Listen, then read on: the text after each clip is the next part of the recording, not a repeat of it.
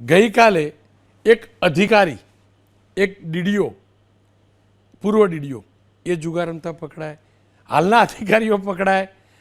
આ બધું જોઈને પછી એમ લાગે ખરેખર સાચો જુગાર કયો ને ખોટો જુગાર કયો, કે પછી જુગાર જ છે.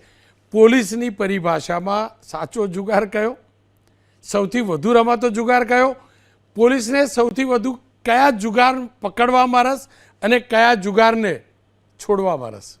આપણે જો કાયદાની પરિભાષામાં જઈએ તો Gujarat prevention of gambling act, જે અગાઉ Bombay prevention of gambling act કહેવાતો હતો, આમાં બે પ્રોવિઝનનો પોલીસ ખૂબ ઉપયોગ કરે છે.